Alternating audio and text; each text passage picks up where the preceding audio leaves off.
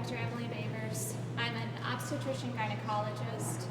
I'm a native Iowan, and I practice in rural Iowa. I am a founder of Iowans for Health Liberty, which is an organization that seeks to protect our patients and their ability to make their own medical decisions. I am deeply supportive of women, children, families, and standard of care medicine.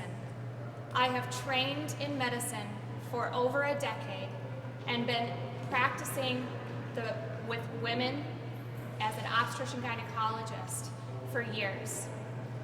When I'm taking care of women in pregnancy, before pregnancy and after pregnancy, I need to be prepared to offer full spectrum medical care. There are situations where abortion is necessary to save the life of a mother.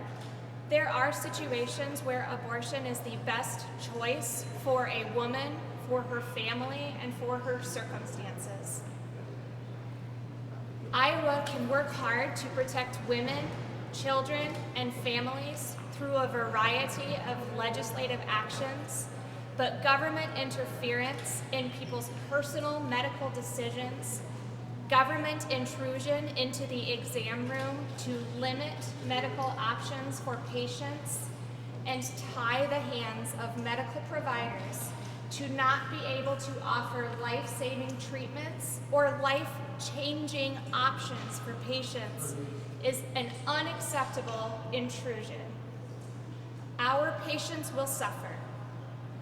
Data has consistently shown that more than 95% of women who choose abortion feel for extended periods of time, more than 5 years later, that it was absolutely the right choice for them. This is a matter of individuals in Iowa being able to make their own medical decisions without the presence of our governor, our legislature, and our courts in the exam room with them. Data has consistently shown that women suffer increased domestic violence, peripartum homicide, poorer economic outcomes, and that children and families born that have sought abortion and been denied this have worse educational and developmental outcomes.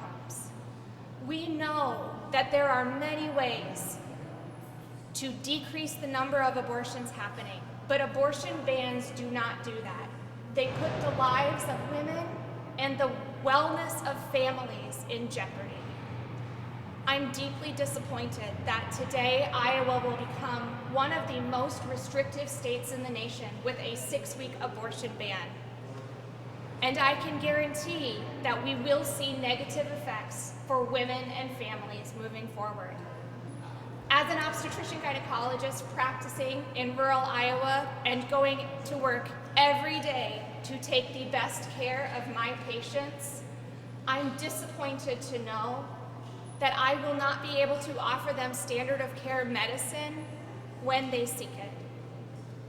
I would urge anyone who is applauding this decision today to consider the women and families that will be harmed by this government overreach. I'm sorry, can you give your name one more time, please, and position? I'm Dr. Emily Boevers, an obstetrician gynecologist in Iowa. Dr. Boevers, can I just ask, what is your foremost concern of what I'm sure many, but what concerns you most about the state of healthcare moving forward in Iowa? Women in Iowa know what is right for them and for their families. And so when I think about this decision, I think about my patients and their ability to make the choices that are most reflective of their values, of their needs, not how other people feel about abortion or other people that claim to be pro-life. I'm thinking about my individual patients and what they want for their lives. My secondary concern is that Iowa is currently 51st out of 51 for obstetrician gynecologists per patient population. We are last in the nation, behind Puerto Rico, in physicians for women. These are physicians that are trained in complex pregnancy problems, who are available and skilled to deliver care in complex, life-threatening situations. And a 6-week abortion ban has been consistently demonstrated in other states to decrease the number of practicing physicians, not just obstetrician gynecologists, but restrictive healthcare bans have been shown to decrease applications to medical schools, applications to residency programs, and limit recruitment and retention of skilled physicians.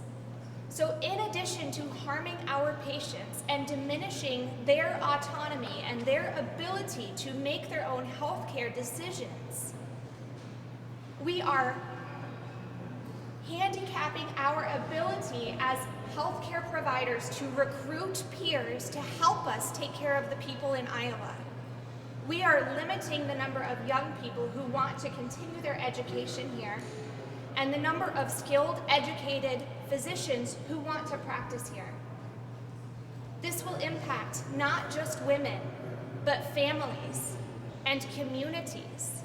This will impact our ability to recruit and retain emergency room physicians, pediatricians, family medicine physicians in rural parts of Iowa. 30% of Iowa is already in a maternal health care desert. Maternal health care deserts coincide with contraceptive deserts. These are places where it is difficult for patients to access contraception. To cheer for this bill and to call yourself pro-life, pro-family, and pro-women is offensive and cruel. In addition, the exceptions in this bill will be exceedingly difficult to access for both patients and physicians. Accessing exceptions in cases of rape and incest rely on the ability of those victims to access medical care and legal options. This also puts physicians, trained physicians who are healthcare experts, in a position of having to document, having to seek non-medical details from patients, and having to break the relationship of trust with our patients by acting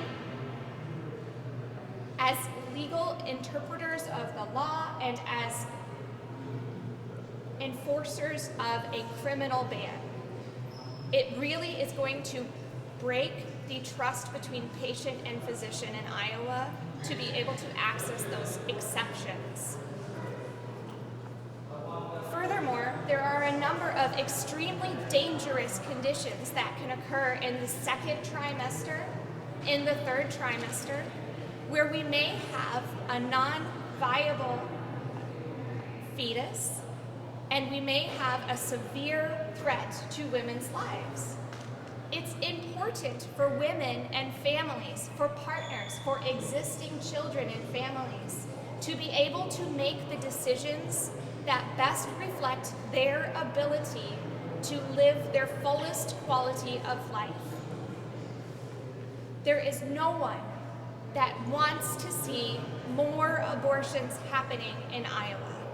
No one is pro-abortion, but I am unapologetically pro-healthcare, pro-women, pro-liberty, and that means patients must be able to make the choices that reflect their own needs, values, and beliefs. I'm not sure if this was asked already, but are there any concerns about the rules that the Iowa Board of Medicine have for this law? The Iowa Board of Medicine published rules that were based on the written law. And I believe the Iowa Board of Medicine acted very fairly and attempted to consider the very precarious position that this puts physicians in. Unfortunately, the Iowa Board of Medicine does not have the power to change the law or write the rules so that they don't reflect the law. The problem is the law.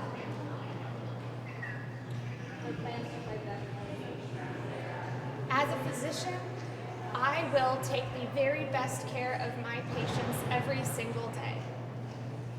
And I really truly wish that since our government has decided to join me in the exam room in limiting the options available to patients, that they could be there when we counsel patients about life-threatening, life-limiting complications, anomalies of early pregnancy. I really wish the government could be there when my patients are developing sepsis and having to make a decision about how long I let them become sick before we intervene and try to save their life. I hope that our governor will be available by telephone to take the calls, wondering if we've passed that line where patients are deadly ill and we can perform life-saving care for her. My objective will be to continue to take the best care of the women of Iowa that I can. And I won't stop doing that. And that's how I will fight back right now. To whatever extent you feel comfortable sharing, what will your counsel be, not only in those very dangerous situations, but in a case where a woman comes in and maybe isn't even aware, as we've heard, like there have been cases in other states where women aren't even aware the law has changed. Yeah. What will your counsel be? It's devastating to think about.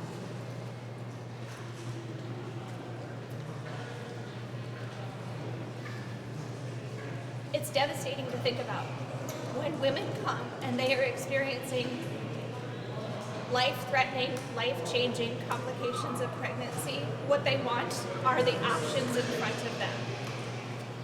And now I will tell those patients that they can stay in Iowa and become more sick, potentially carry a non-viable pregnancy, and then watch their infant suffer, or they can travel out of state to get proper standard of care medicine. And when they travel out of state and they see that women in other states have improved ability to make their own decisions, and that the government doesn't intervene in their everyday medical choices, maybe they will decide that Iowa is not the place they want to raise their families. This law will have far-reaching effects and implications for the families of Iowa. Are you surprised at all by the decision today? No. I am not surprised by the decision today. Unfortunately, there have been many people that have been working very hard to remove the rights of Iowa's women for a long time.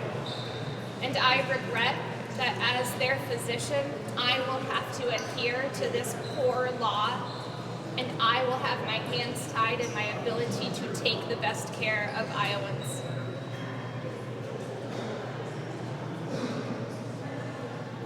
Thank you.